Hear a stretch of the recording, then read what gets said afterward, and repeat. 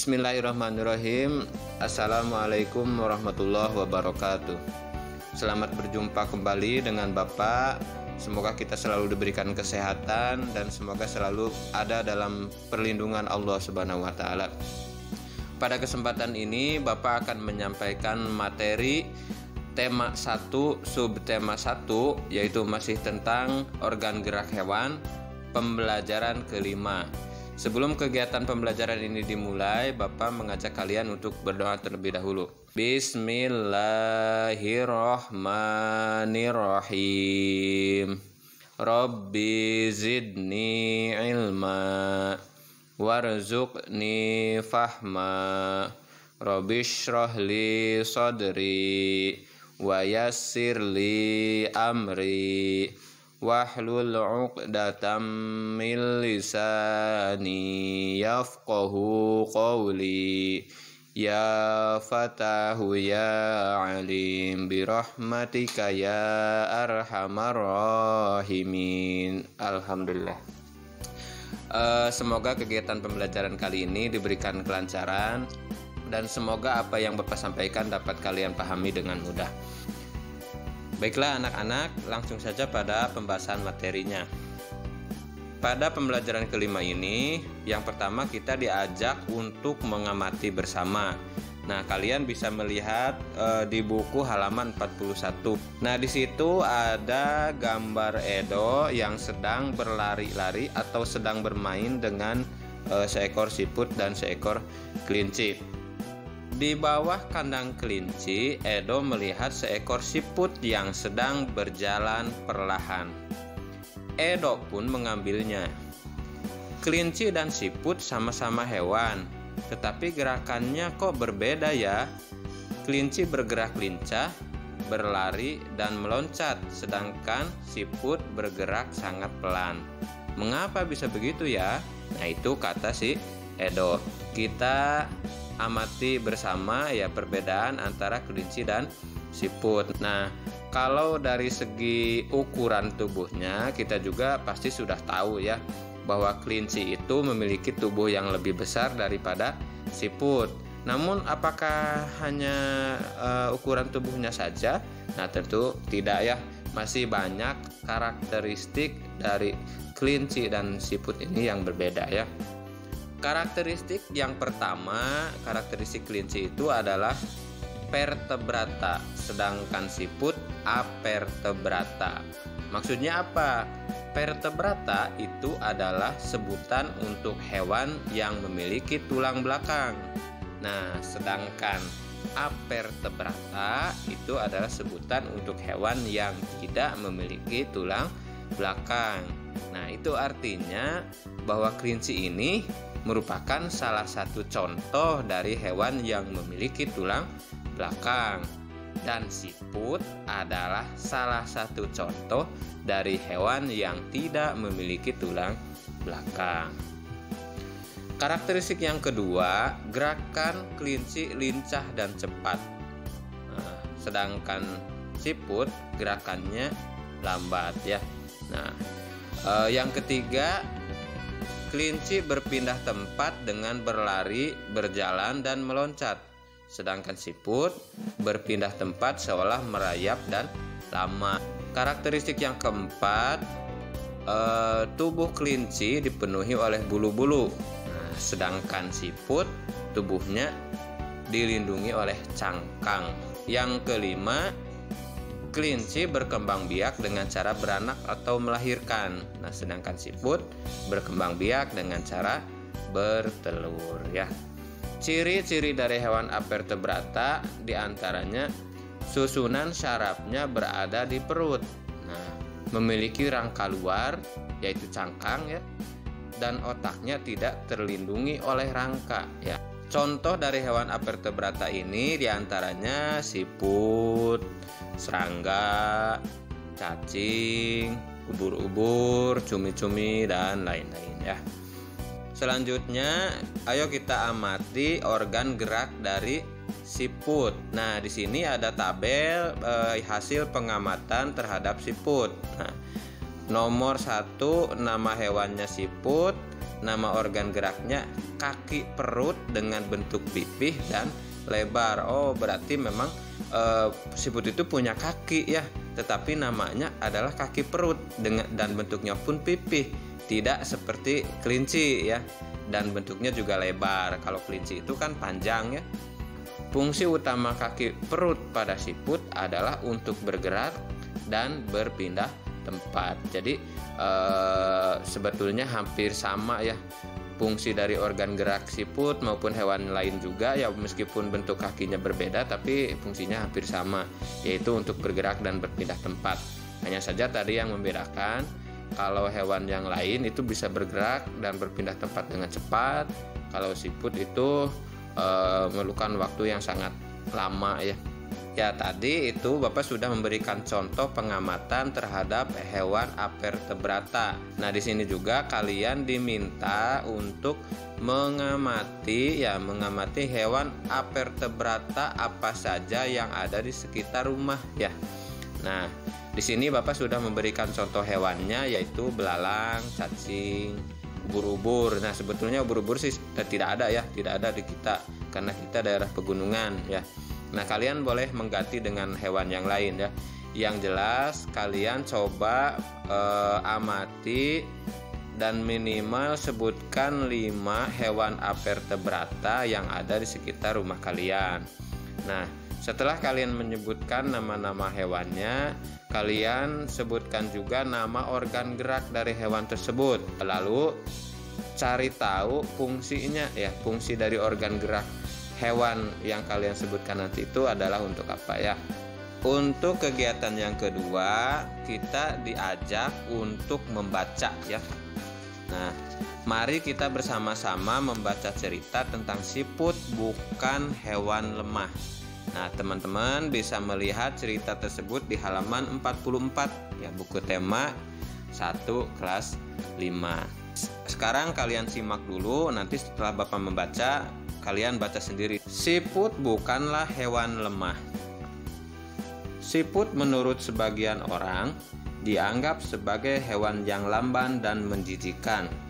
Bahkan karena gerakannya yang lamban, tidak jarang orang-orang membanding-bandingkannya dengan kelinci. Siput juga dianggap menjijikkan karena tubuhnya yang penuh lendir. Itu paragraf yang pertama. Sebenarnya, siput memiliki kelebihan dan keistimewaan. Kelebihan dan keistimewaan siput ini merupakan karunia Tuhan yang tidak dimiliki oleh hewan-hewan lain. Apa saja kelebihan dan keistimewaan tersebut? Itu paragraf kedua ya. Siput merupakan hewan yang berjasa dalam mengurangi serpihan daun-daunan. Kenapa berjasa? Karena siput memakan daun-daunan dan menjadikannya bagian-bagian yang kecil atau serpihan sehingga mudah untuk diuraikan oleh bakteri pengurai. Jika benda-benda yang besar seperti daun berubah menjadi serpihan dan diuraikan, akan bermanfaat bagi kelestarian lingkungan sekitar siput berada. Hasil penguraian yang diawali oleh siput itu akan berfungsi menjadi pupuk alami sehingga tanah pun menjadi subur. Paragraf ketiga ya. Siput adalah sang pengembara yang mandiri.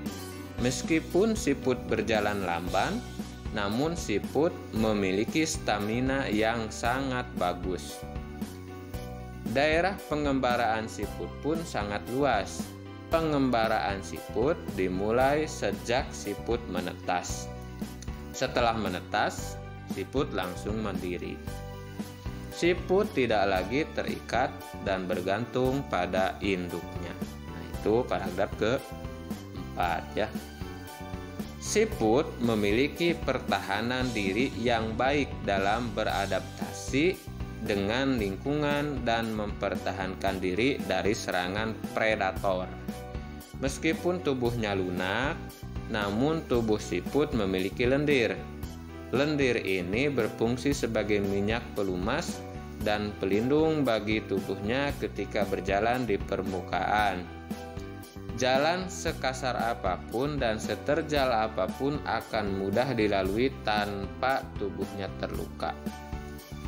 Setelah itu, siput juga dikaruniai Tuhan dengan cangkang. Cangkang ini berfungsi sebagai rumah yang memberikan kenyamanan dan keamanan bagi tubuhnya. Cangkang juga berfungsi sebagai tempat persembunyian ketika ia terancam oleh lingkungan atau predator. Meski terik panas ataupun hujan, siput tetap bisa hidup nyaman dan aman dengan cangkangnya. Predator pun akan kebingungan untuk memangsa siput karena tubuhnya terlindungi oleh cangkang yang keras. Nah, itu paragraf ke 1, 2, 3, 4, 5 ya. Jadi siput bukanlah hewan yang lemah. Siput adalah hewan istimewa yang memiliki banyak kelebihan. Siput diciptakan Tuhan dengan kekurangan sekaligus dengan kelebihan. Begitu juga dengan manusia. Diciptakan Tuhan dengan kelebihan dan kekurangan. Oleh karena itu, kamu tidak boleh menyombongkan diri dengan kelebihan yang kamu miliki. Kamu juga jangan minder jika kamu memiliki kekurangan. Nah, itu anak-anak ya, cerita tentang siput bukan hewan yang lemah. Nah, setelah kita membaca ya, selanjutnya kita diminta untuk menentukan ide pokok dan kalimat pengembang. Nah, untuk ide pokok dan kalimat pengembang ini juga sebetulnya sudah dibahas pada pembelajaran sebelumnya. Nah, namun Bapak akan mengingatkan kembali ya, ide pokok itu apa ya? Ide pokok itu adalah gagasan utama, intinya ya. Intinya dari paragraf itu apa gitu ya. Nah, kalau misalnya inti berarti jangan banyak-banyak ya. Kalian cukup menentukan satu kalimat atau dua kalimat saja ya. Nah, untuk ide pokok ini Bapak ingatkan kembali, biasanya ada di awal dan di akhir paragraf ya. Nah, kemudian kalimat pengembang itu apa? Kalimat pengembang adalah kalimat yang berfungsi untuk menjelaskan ya. Untuk menjelaskan apa? Menjelaskan ide pokok. Nah, di sini Bapak sudah memberikan satu contoh. Contoh paragraf ke-1 ya. Ide pokoknya, siput menurut sebagian orang dianggap sebagai hewan yang lamban dan menjijikkan. Nah, itu ide pokoknya ya. Nah, kalau kalimat pengembangnya kenapa gitu ya? Berarti kan kalimat pengembang ini harus menjelaskan ide pokok tadi ya. Nah, karena gerakannya yang lamban. Tidak jarang orang membanding-bandingkan dengan kelinci, siput juga dianggap menjijikan karena tubuhnya yang penuh lendir. Nah, itu contoh ide pokok dan kalimat pengembang pada paragraf ke-1. Kalian cari ide pokok dan kalimat pengembang pada paragraf 2, 3, 4, 5, dan 6. Oke, itu berarti materi yang kedua. Selanjutnya materi yang ketiga adalah tentang corak gambar cerita. Nah, corak gambar cerita ini ada beberapa macam ya. Yang pertama adalah corak realis. Artinya apa realis? Ya, corak realis ini merupakan gambar yang dibuat seperti keadaan aslinya, baik bentuk, ukuran, dan tata letaknya. Nah, di sini ada contoh gambar dari kapal ya, kapal atau perahu ya, yang sedang diterjang badai ya. Corak yang kedua adalah karikatur. Karikatur merupakan gambar yang melebih-lebihkan atau mengubah dari objek aslinya. Nah, artinya ini tidak sama dengan aslinya. Nah, di sini ada contoh gambar orang yang sedang memegang gitar ya. Nah, di situ juga ada kata-kata gak butuh narkoba, main bass aja. Nah, artinya tidak boleh menggunakan atau mengkonsumsi narkoba ya. Nah, coba kalian perhatikan gambar orang yang sedang memegang gitar ini. Nah, orang ini memiliki kepala yang sangat besar, sedangkan tubuhnya sangat kecil. Nah, Bapak rasa dan kalian juga pasti berpikir tidak mungkin ya ada orang seperti itu. Nah, ini adalah contoh dari karikatur ya. Nah, corak yang ketiga yaitu kartun. Nah, Bapak rasa kartun ini kalian juga pasti sudah lebih tahu ya, karena kalian sering menonton kartun. Nah, kartun merupakan gambar yang berfungsi untuk menghibur dan berisikan humor ya. Biasanya memang film-film kartun ini berisi tentang hiburan ya, tentang imajinasi atau cerita-cerita yang tidak nyata ya. Karena yang diutamakan dari corak kartun ini adalah memang untuk hiburan atau untuk humor, untuk bercanda. Materi yang ketiga ini mengajak kalian untuk menggambar ya.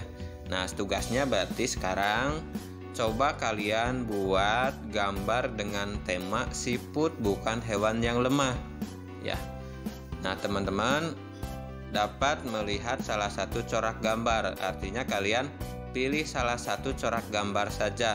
Terserah ya, mau corak realis, mau corak karikatur, mau corak kartun, silahkan. Yang penting temanya adalah siput bukan hewan yang lemah. Baik anak-anak, penyampaian materi pembelajaran kelima tema 1 subtema 1 ini Bapak rasa sudah selesai. Sebelum Bapak tutup, tidak bosan-bosan Bapak ingatkan kepada kalian untuk senantiasa menjaga kesehatan ya, dan juga menerapkan 5M sebagaimana dianjurkan oleh pemerintah dan Presiden Republik Indonesia. Nah, 5M ini: 1. Memakai masker, 2. Menjaga jarak, 3. Mencuci tangan, 4. Menjauhi kerumunan, 5. Mengurangi mobilitas. Baik anak-anak, Bapak rasa untuk pertemuan kali ini sudah cukup. Apabila kalian menemukan kesulitan dalam pengerjaan tugas maupun dalam memahami materi yang Bapak sampaikan, kalian bisa meminta bantuan kepada teman, kepada orang tua, atau bisa langsung bertanya kepada Bapak melalui WA. Baik anak-anak, setelah kita melaksanakan kegiatan pembelajaran ini, mari kita tutup dengan berdoa bersama. Bismillahirrahmanirrahim.